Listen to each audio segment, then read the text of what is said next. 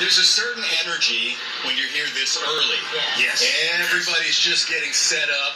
You've got some of the local FFA kids from some of the area high schools that are around, and they're, learning, and also, I think, teaching some of the older kids are teaching the younger kids. It's just neat. There are some strange sounds, though. There are some sheep over there that are making very human-like sounds, sort of like,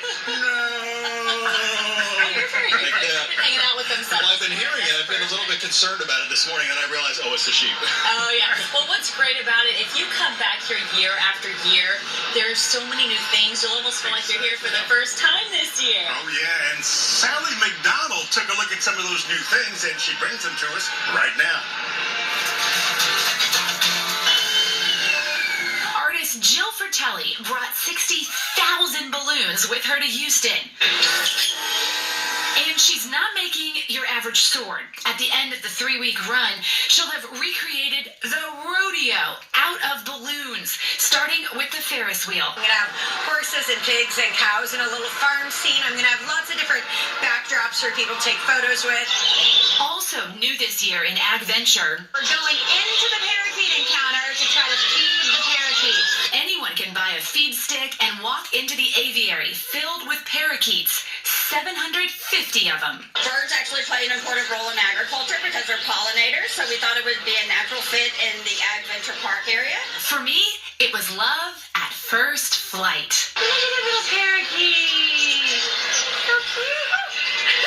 Outside NRG Center, for the first time, visitors can meet the horses that were born to buck. It was about 3 years ago we started showcasing generations of animal athletes in our rodeo, and we thought we would bring them out here so that people could get up close and personal with these mares and their babies. They're from Colorado and may look calm, but these horses know when they hit the chute, it's time to perform. They work 8 seconds at a time. Most of them work for about 16 minutes over the course of their entire career. When you need a break, rest your boots at the new Social Spur near the McNee entrance. Charge your phone, refill your water bottle, and post your pictures. At NRG Park, Sally McDonald, Fox 26 News. Well, it's not just the livestock and all of the other things like that out here. But I want to tell you, things can get a little bit rough. Well, it might be a dog and pony show around here. What do you think? There's actually an extreme dog show this year over at the Junction. It sounds like it's a lot of fun. That's right. I understand rescue dogs, and Ruben Dominguez is going to give us a look. Yeah. Good morning, guys. That is correct. This is brand new here at the Houston Livestock Show and Rodeo. They are making their first appearance. This is Dee. She's with Extreme Dogs. Introduce our trainer and our dog over there. So back here we have Chris and Poison Ivy. She's actually right here from Houston, Texas. And she is the 2018 Texas State Disc Dog Champion. Wow. And they're out there doing a little bit of freestyle, which everybody come on over and you'll see in the show. So, first time to the Houston Livestock Show and Rodeo. How have the fans been reacting this week? People have been loving it, and we and the dogs have been loving the Houston crowd. They are into it. They are very cheering for the dogs. They're just loving it. I love it. And so, and these are rescues.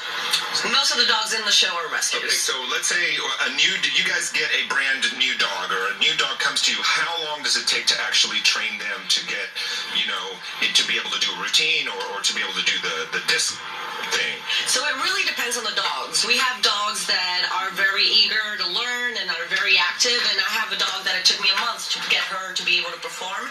In other situations, I had one that took me 5 years to get him to just be comfortable with the crowd and the noises of the fair. So it really depends on the dog. But training never stops. So you need a lot of patience to be in this line of work. Oh, that's step one. Patience and good treats. So is it a situation, so you both, I would imagine, during a show, are out here working with an animal each? Is that how it goes? So we have a total of 4 trainers here, and each of us have our personal dogs, and we do different sports: frisbee, dog diving, agility, high jump, and each of one has all our dogs, and we do segments around the show. So when the fans come down, they're sitting in the bleachers. How many shows throughout the course of the day, and how long does each show last? So we have 4 shows a day at 10, noon, 4, and 6 p.m., and each show is from 25 to 30 minutes. I kind of feel like I could probably catch a couple of discs in my mouth. I don't know. Maybe after this live shot, you can like train me. We can just work that out a little bit. I don't know if you want to do that. This got covered in saliva. Sanitation is being sanitary is very important right now. I'm just going to leave it at that. Okay, so let me ask you this: how long have you been involved with Extreme Dogs, and how many shows do you guys do a year? So Extreme Dogs is brand new. This is our second year running, so not that long with them. But I've been training dogs and Chris also since 2011. So it's been a couple of years for us of touring around the United States and Canada. Yeah, sounds like a pretty good job. It is. I cannot complain. Playing with your dogs for a living, that's pretty cool. All right, thank you for taking the time, Dee. You guys were amazing, guys. Coming up, we're going from dogs to horses. That's coming up in just a little bit.